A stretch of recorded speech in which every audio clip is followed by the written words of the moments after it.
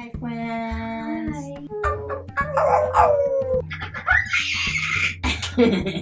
Jump, jump, jump. Jump, jump, jump. My name is Birdie. I'm a dog and I can fly. Puppies!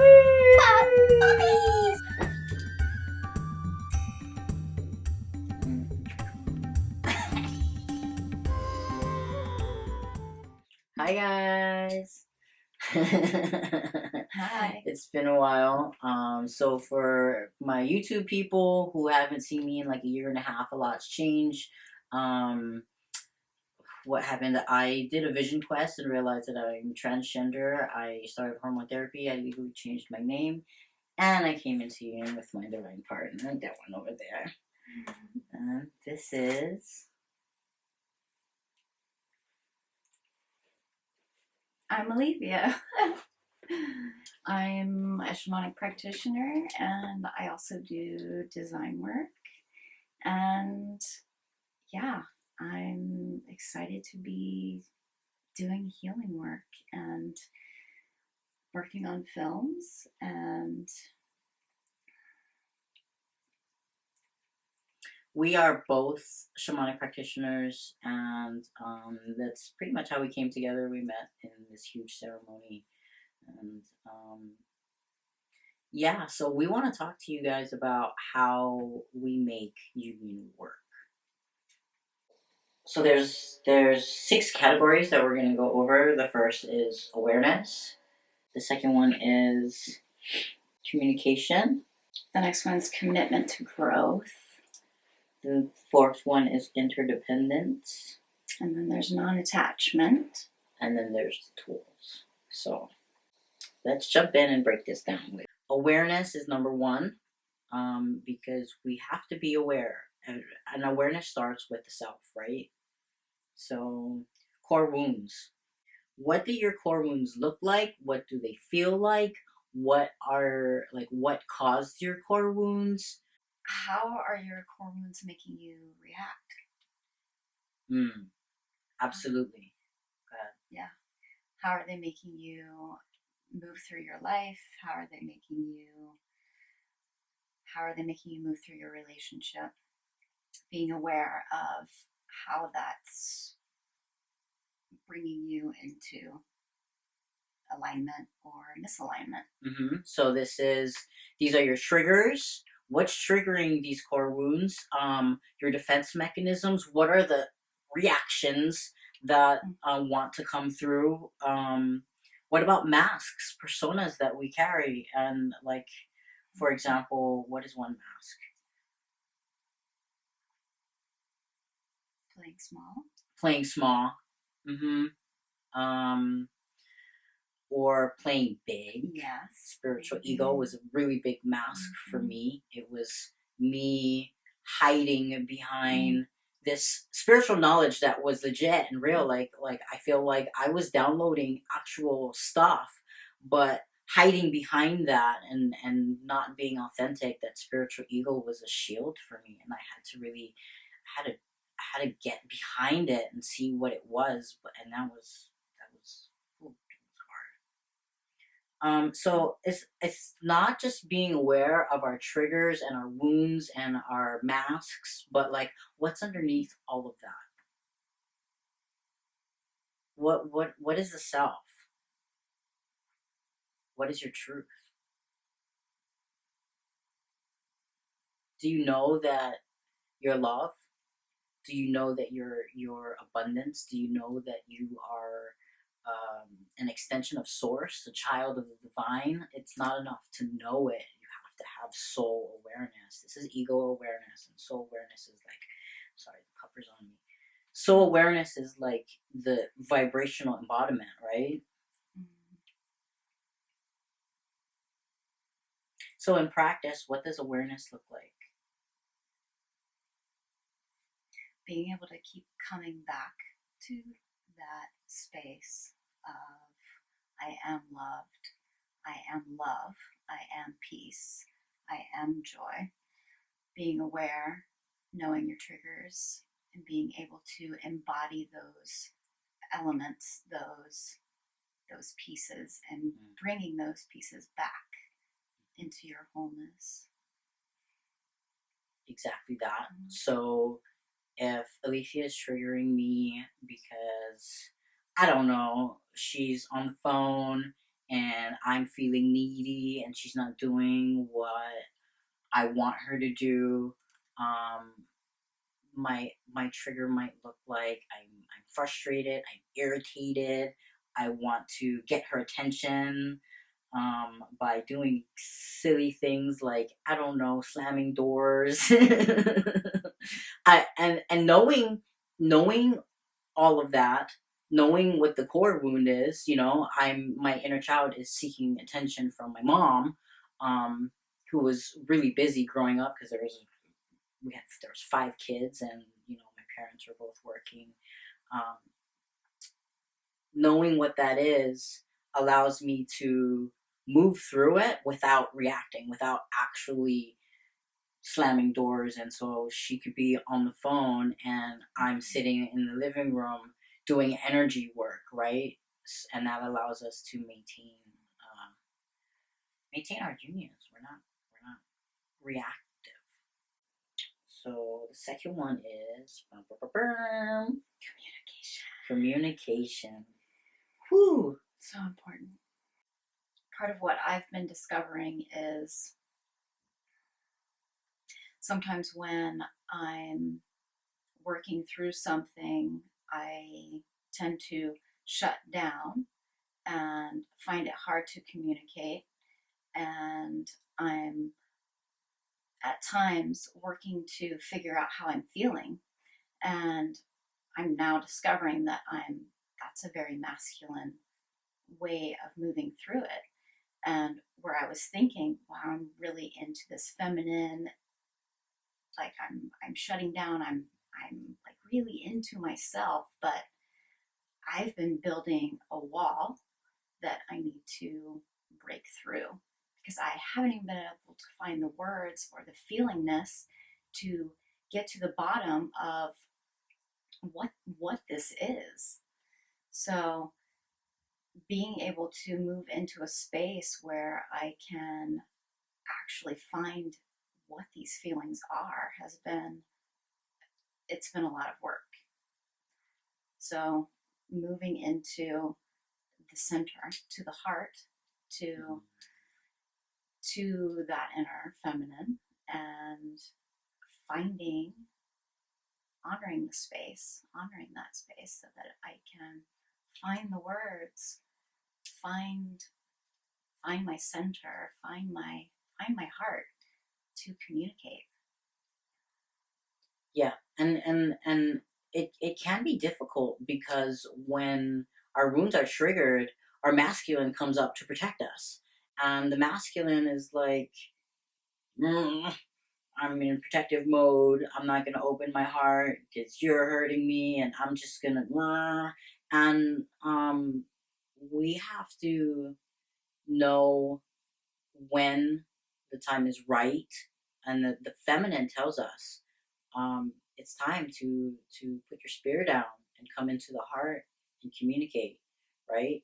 So I feel like when the masculine comes up to protect us and we feel angry, that it might be a good time for separation. Um, Alethea likes to say, "I need a minute,"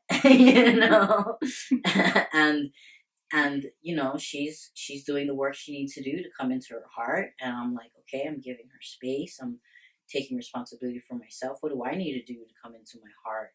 And that's where communication is.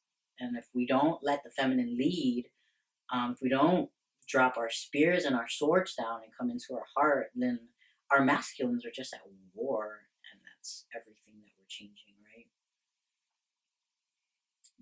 So for me, as the masculine dominant energy, um, communication, because you guys know me, I'm a Sagittarius.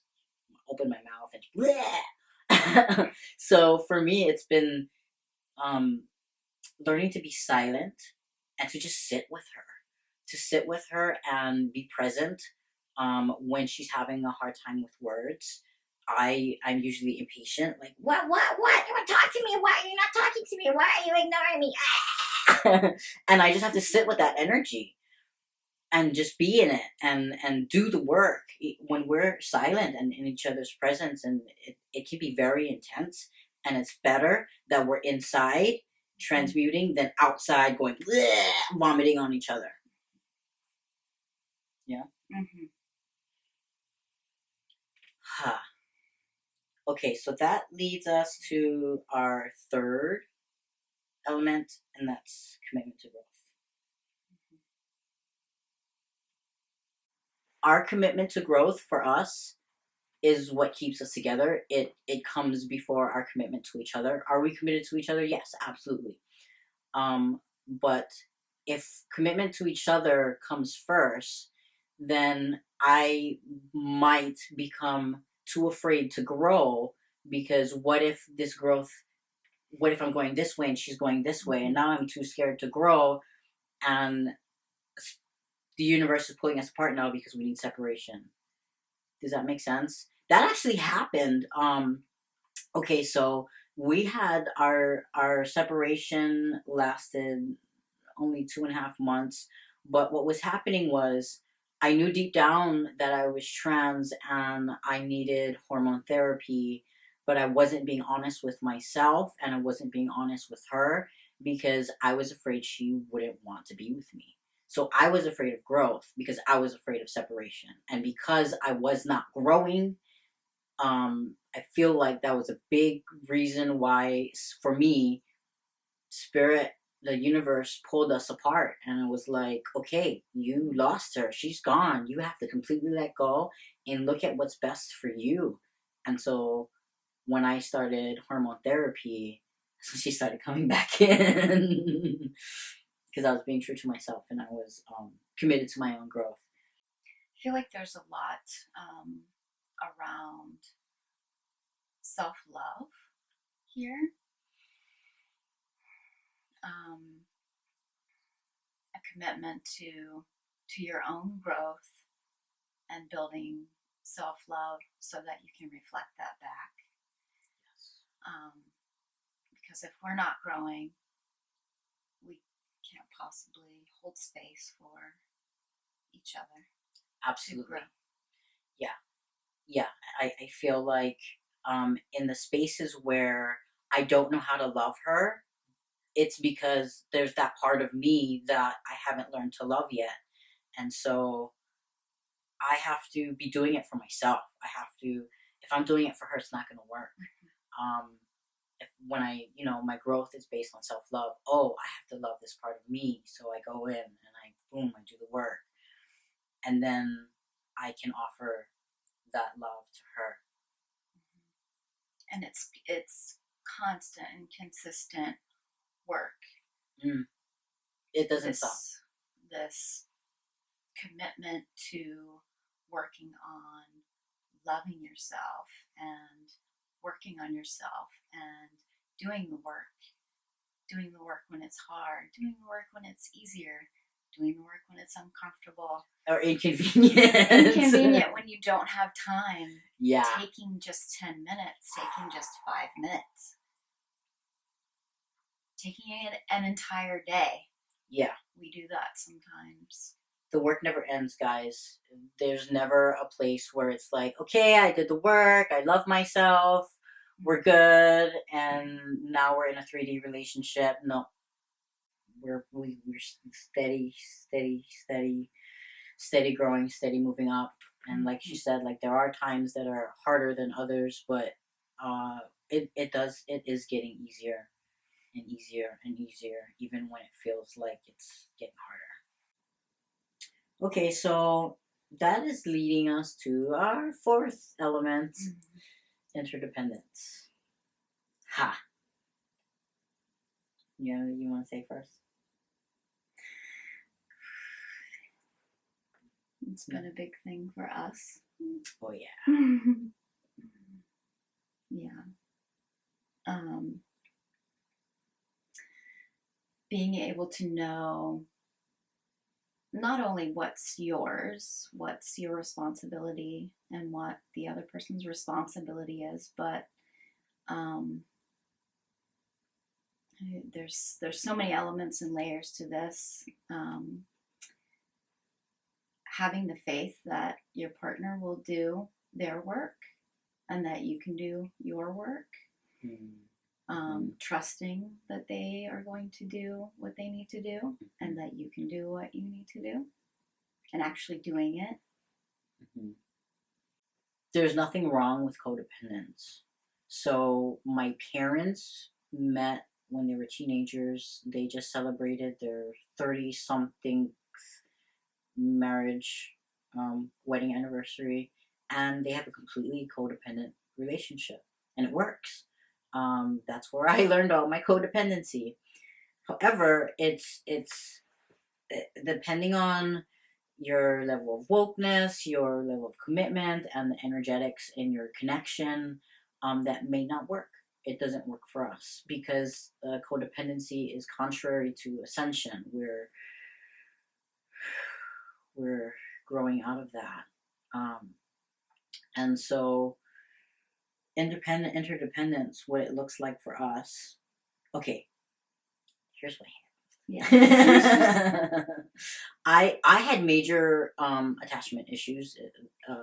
Attachment disorder was one of a core wound, probably bigger than any trauma. Because my mom was adopted, she did not have a connection to her biological mother, and she didn't know how to give.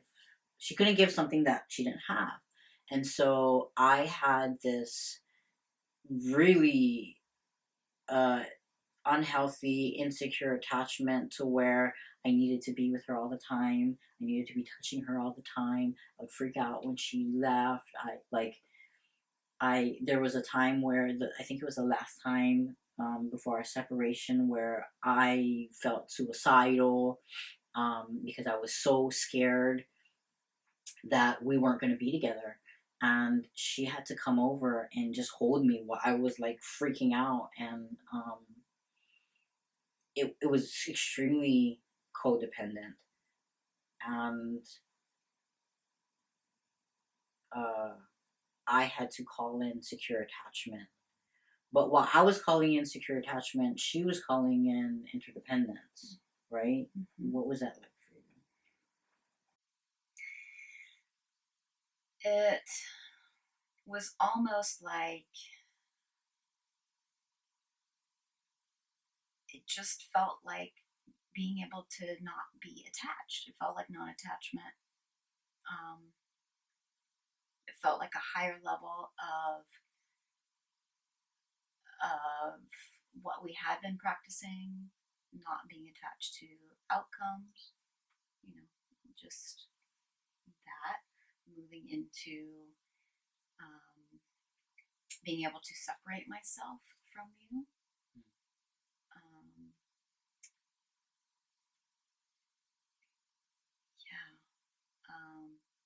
Feeling like moving in union, but like also being separate.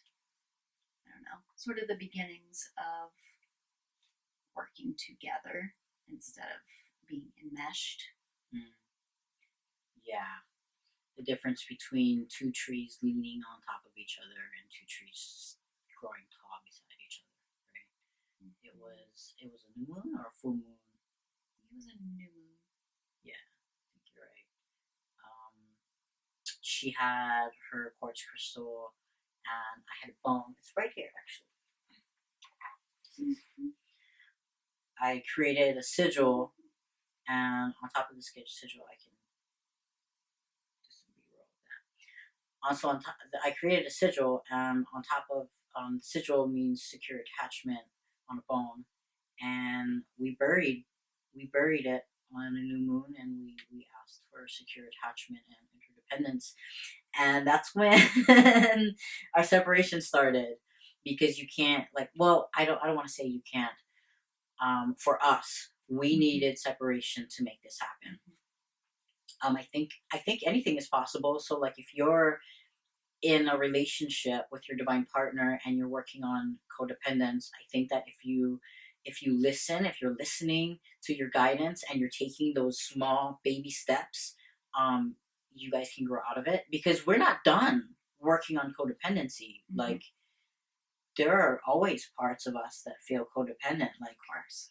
I sometimes have a hard time um, not taking responsibility for her emotions. Like, when she's upset, I'm like, oh my gosh, I gotta fix this. Oh my gosh, what did I do wrong? And it's like, wait, it's her responsibility, not mine.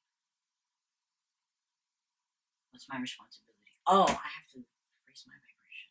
What's going on inside me? So that leads to the three containers. I like to see it as, I have my own container, right?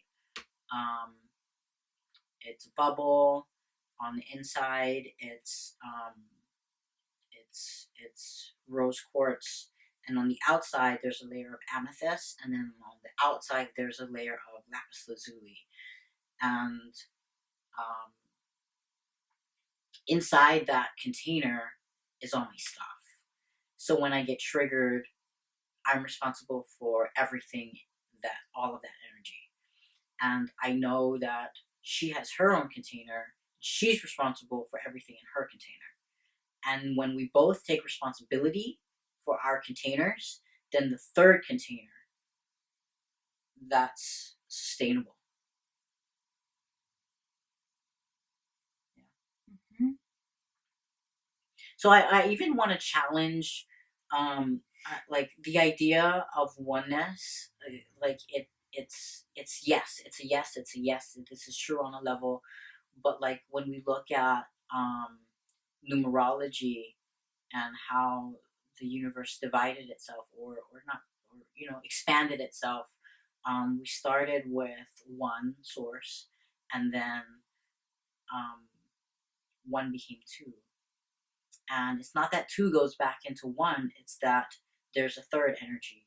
The two, from two we go to three. We don't go backwards. So this is where I am I am a sovereign being. I'm an independent being. Whether or not you, what, I don't know. There's so many belief systems around twin flames and the other half of a person's soul. I don't know if that's true or not. I feel like that's a very poetic way of describing quantum energy. And still, it's like, I have my container. I am a one. Together, we are a two, right? There's one, there's two, and then we create a third energy, which is a third container and manifested. This is our 3rd Mm-hmm. energy. She is a very good, she likes to demonstrate our third energy, and we're not going to talk about that. She shows us, like, when we're on separation, or when we're like, there's a lot of sexual energy, or there's a lot of tension. Like, she'll mimic it. She'll show it to us, and it's pretty cool. Yeah, it is pretty cool. Fifth one is Non-attachment. Non-attachment. And when we talk about non-attachment, we're really coming from a Buddhist perspective. Attachment is the root of all suffering, because everything is impermanent. And when we're attached to things, we suffer because it's impermanent. And let's differentiate that from the psychological human need for attachment to another human being. Like, that's part of being loved, right? And it feels like that wants to be its own video, secure attachment and insecure attachment, because there's so much to say about it. But here we're talking about being not attached to outcomes, the future or the past, or our identities, or expectations, placing unrealistic expectations on each other, or situations, or what we've agreed to do with each other. All of those things. There's so many ways we can get entwined, and expectations and layers of outcomes that we start to move into. It's really big. Yeah. It's really big because it's collective, and it's part of the social conditioning for centuries. it was like, oh, I love you, I want to marry you, and now there's an expectation, and we're gonna sign our names, and it's gonna be legal, and there's gonna be penalties if either of us step out of this contract. That is very much attachment, and it's not just attachment to each other. It's attachment to it's very confining to these expectations that we have of each other. And if we're going to be realistic and you look at the divorce rate, we don't know what the future holds. We can have intentions for the future, and that's a beautiful wedding vow of stating intentions of wanting to love each other for the rest of our lives, but promising it's a little out of our power, like. And energetically, that proves an entire other set of weights, right? Yes. Promises, oaths, vows. Yes. Do you want to talk about that? So, when Alethea and I, it was a year after we first met, because when we first met the first year, I was so fucking zonked out asleep that I was attracted to her, but my ego kept saying, she's out of your league, don't even think about it, like, don't make a fool of yourself. And so, like, I was able to not completely fall in love with her the first time we met. But when a year later, when I was going onto the hill, I was doing my vision quest. We had this moment in the bathroom where I was staring at her for like 5 fucking seconds, and I just got lost in her eyes. And there was a download that came in. I had a dream, and it was the first of many visions of a past life pattern. And we were shown, we went to a fellow practitioner, and that person was shown that we were making vows to each other, over and over and over and over. And because of the vows, and they were all based on love, we loved each other, but there was also a lot of fear, there was also a lot of attachment, there was also a lot of, oh my God, what if we're never going to be together? Well, let's promise each other. And in order for us to come into union, we had to break that. We had to energetically undo and release all of those contracts, those vows, those oaths, because they act as curses. Huh. Which was very powerful. Yes. Yes. We had to forgive each other. We had to forgive the situation. We had to forgive other parties. It was a really big mess, and it was a lot of work to clear, and that was a big part of our separation too. Ha! And so after we took so much work to clear all these vows that we made, should there be marriage vows between us, we would be very conscious of our words and the promises we make, and any expectations. Yeah. Non-attachment to the future. Presence. Yes. Living in the now. Hoo-wee. Yeah. Sometimes when we're together and she's in a really good space and she's like showering her love on me, it can be intense, especially because I don't know that I've ever been truly loved like this before. And so my mind might go into the future and start planning things and deciding this is how things are going to be because I love this person so much. But what's actually happening is I'm running away. I'm running away from the present moment by creating something in the future because I'm scared.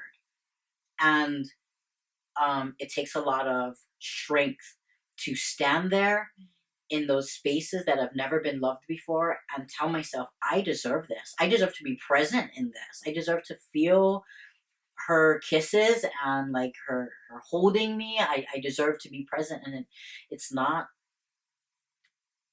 as easy as I thought it be.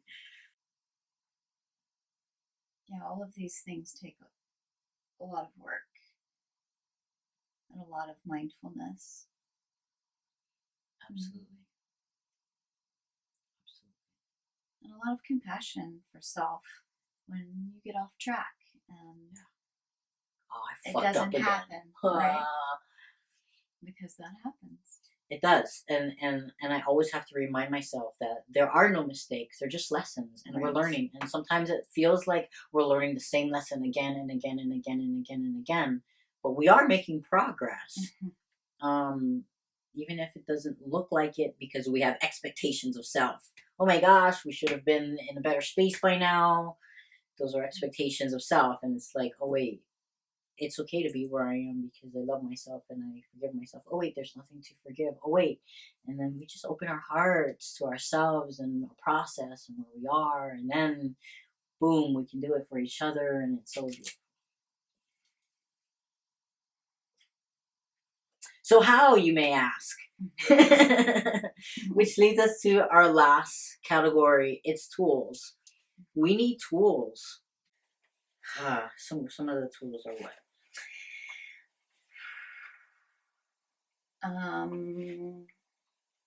Meditation. Invaluable. Yes.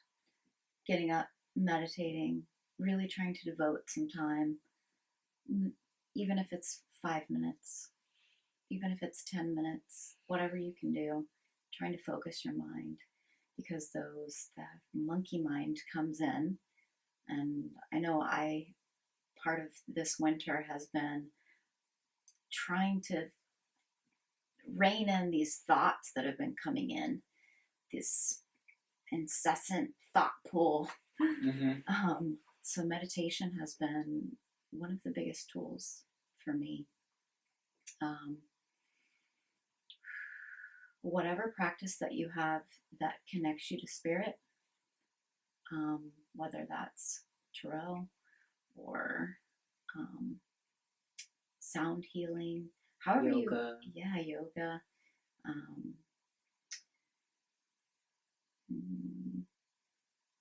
However you connect to spirit, to drop into your heart, find your compass, and really be able to stream, to connect, and to get those messages going, to find your higher wisdom, your higher mind, and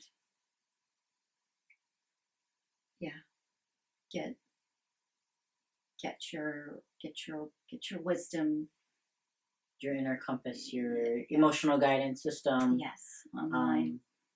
I really want to emphasize sovereignty, because I think a lot of us, we see people who we feel are more spiritually advanced than we are, and we tend to trust them before we trust our inner guidance. And I want to challenge us. Meditation is so important, because ascension is about observing, moving from ego identity to soul identity, eternal identity. And meditation is how we teach the ego to observe the soul. For me, that's what works. And then the meditation allows us to neutralize charges inside of us when we're triggered. We can just sit down and observe it and feel it till it's gone. And then just knowing your soul, feeling around you. I feel like we have to know how to heal ourselves. Some of us are becoming healers or are healers, and some of us are doing other things because our mission is, and our soul is taking us in different directions. So, but you have to be your own healer, and even if that means knowing when to see a practitioner and get that healing elsewhere. But as Alethea was saying, you know, using your tools to find the guidance to figure out what your next step is. So in our next video, we're actually going to give you guys some tools. We are practitioners, and we have some pretty cool tools we want to give away, but we're gonna give it a whole video because we've been talking for a long time. Thank you for watching. We love you, and if you guys have any questions, drop some comments. You guys can follow me on Facebook. Or can our friends follow me on Facebook? Of course. Okay. Yeah. I'll drop our links below. Love you guys. Thank you.